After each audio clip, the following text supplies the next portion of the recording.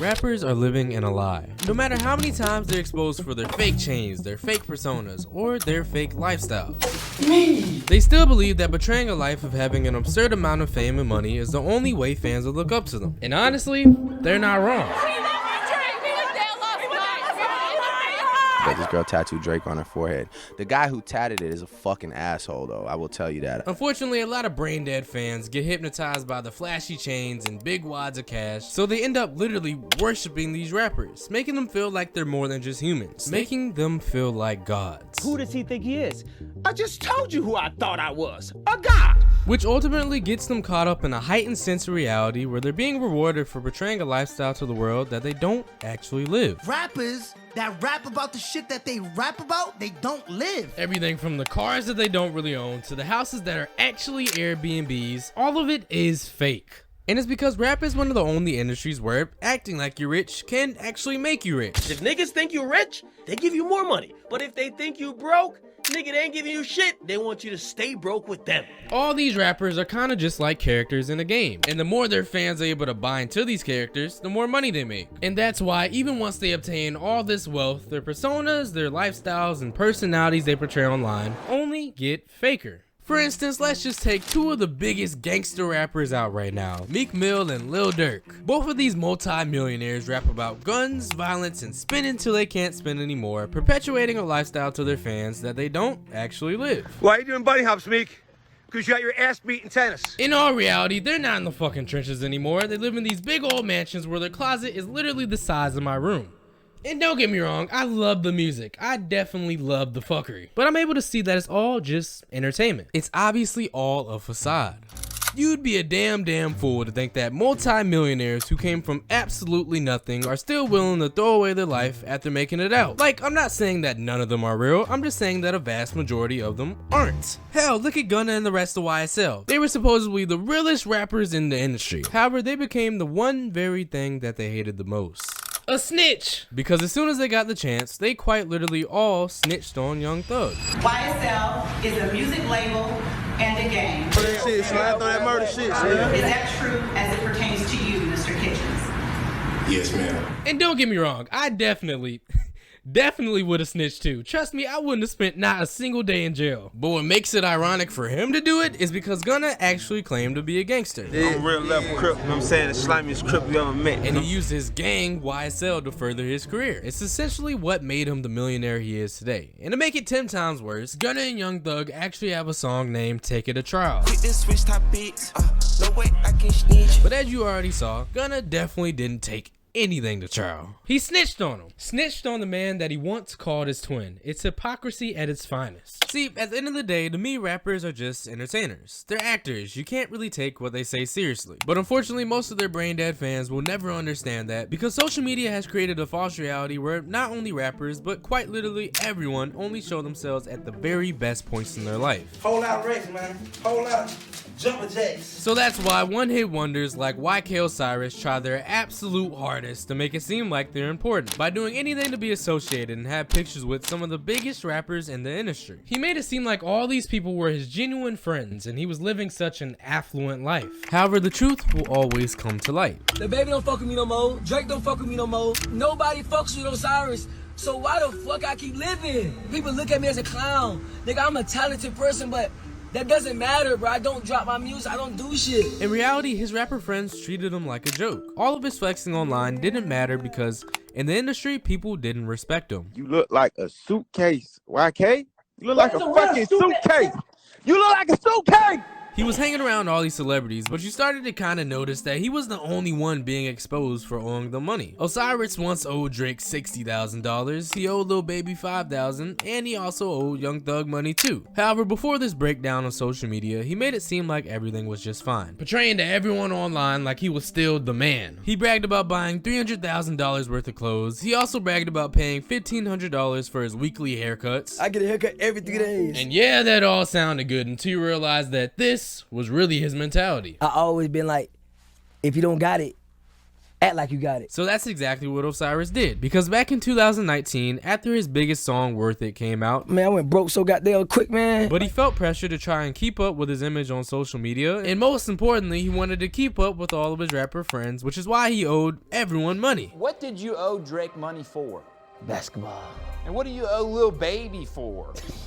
Why do you owe so many people money? In real life, he was broke. However, he continued to portray a fake lifestyle to everyone online. And look, I'm not saying this to make fun of him or be a dickhead, even though he makes it incredibly easy to. YK Osiris is just a prime example of why obtaining fame and money won't solve all your problems. The biggest drug is fame. You could think of the most famous person you know, and even they have insecurities. Think of the most wealthy people in the world, and even they have something that they're hiding too. That motherfucker is crazy, right? Look how pale he is. No one you see online is fully transparent, which is why it baffles me that people can look at a rapper like this and think that he's actually living the life that he raps about.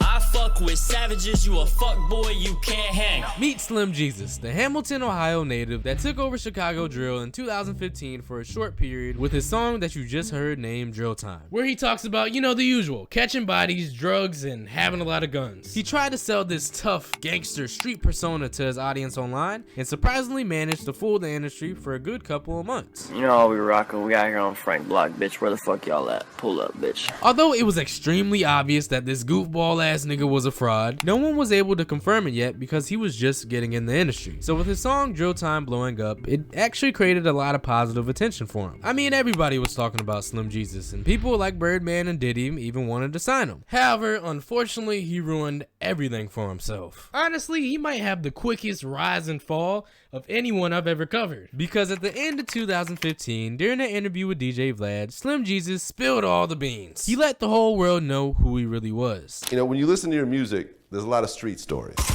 So you better have your gun when we pop up. Do you have a criminal record at all? Nah, I'm straight. Like, how involved were you street-wise in terms of... For the most part on the street shit, like, I'm not out here catching bodies and shit, obviously. Like, I'm fucking smart. He finally admitted to the blatant fucking obvious. The lifestyle of pure violence and chaos that he displayed to the public was once again all fake. Big surprise, the nigga that looks like the evil version of Eminem was faking it all along. And that paired with the fact that he lacked actual musical talent was a reason he instantly became a meme. You can't be a Chicago drill artist from the suburbs, so just as quick as his career started, it ended. It all crumbled to the ground in just a matter of months.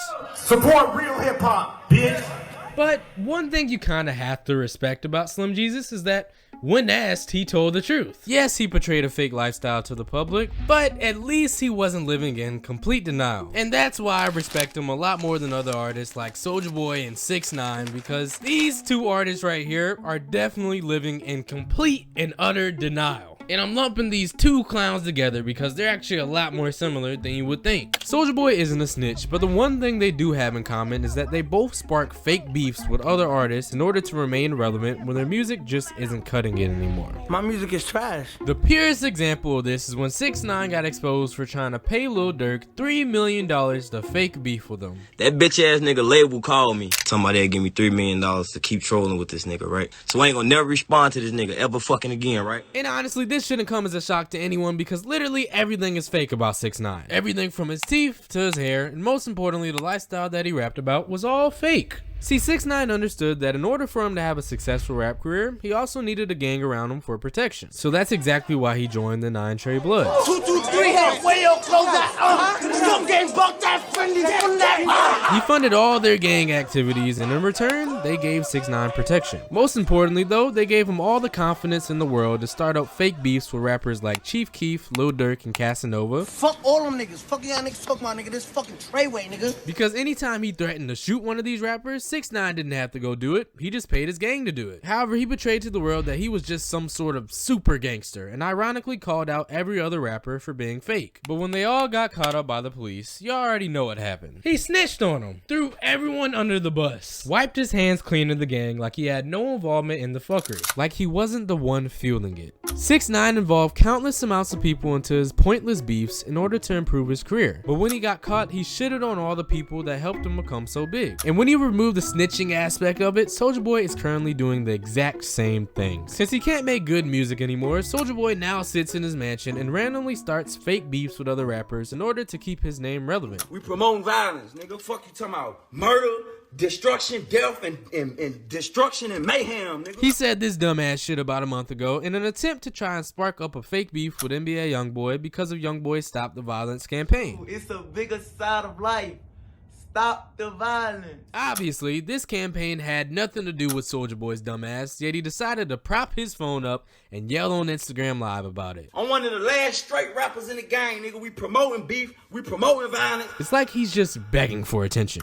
Keep in mind, this is a 30-year-old man that was once actually the face of hip-hop. And now the same man is sitting in a multi-million-dollar mansion where he's promoting violence while the people in the hood are begging for it to stop. You just have to see the hypocrisy in that. Soulja Boy obviously isn't the big bad gangster that he portrays to be online. And I'm not just talking on my ass either. A couple weeks ago, I did a poll and even y'all agree with me. To be honest, he's a fucking clown. He's just an actor starring in a movie where he's the main character and no one else matters at all. It's crazy how some of the biggest and loudest voices can unfortunately end up being frauds. And believe it or not, but the most fraudulent man of them all is actually Rick Ross. Because he's the only one on this list that has ever been accused of his whole identity being fake. Everything from his rap name to his backstory was all allegedly stolen from someone else. Essentially meaning that Rick Ross isn't actually Rick Ross. The big man that raps about his criminal past to being this big old drug lord didn't actually live that life at all. Technically, he's never sold drugs. Because the real Rick Ross isn't a rapper. The rapper had already took my name, you know, and used it and didn't do jack shit for me. Meet the man who Rick Ross stole his whole identity from. A man known as Freeway Ricky Ross, who was a big-time drug kingpin all the way back in 1982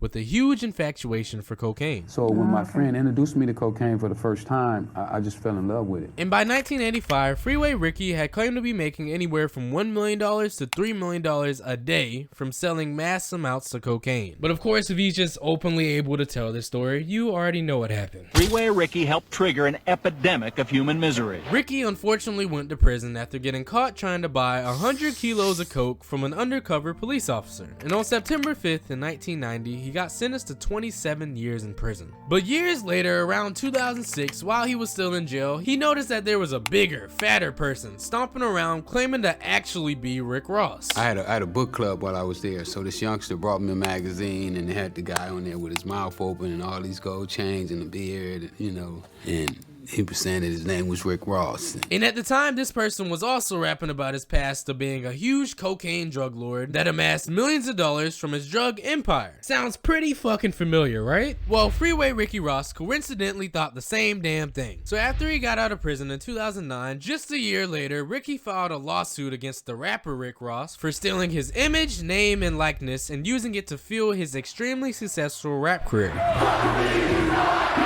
He claimed that the rapper Rick Ross stole his name and identity because Ricky's actual government name is Rick Ross. So obviously it started some confusion and the question became, where you get that name from, man? I got on the name like 10 years ago when it wasn't about that. Rick Ross continually denied that his name derived from Ricky Ross, and in court he even said that his name actually came from a mispronunciation of his high school nickname, Big Boss. And as unbelievable of an excuse that was, Ricky's $10 million lawsuit against the rapper Rick Ross didn't stick. Did you lose the lawsuit?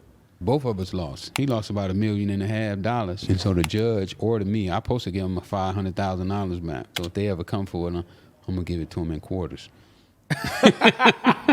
However, Rick Ross definitely didn't leave the situation scratch-free, because during the court case, Ricky exposed Rick Ross's real past to being a prison guard. Ricky let the whole world know that in 1995, he was actually a correctional officer at a prison in Florida for 18 months, meaning that he would go to the prison and lock the real drug dealers up, which is completely at odds with his drug lord past that he liked to rap about. He raps about selling drugs. Right. And he never sold drugs. So this stigma stuck with him for the rest of his career. And every time he was asked about being a CO, he kind of just ran around the question. Was Rick Ross in his lifetime a corrections officer? Rick Ross done did it all to get money. It's a hilarious and crazy fucking story. A prison guard took the name and identity of a drug kingpin, and it actually worked. Because in all reality, the rap industry is just about faking it till you make it. So if you want to hear more about fraudulent rappers, click the video on the screen and see how Soulja Boy turned from a pop star to a fake gangster.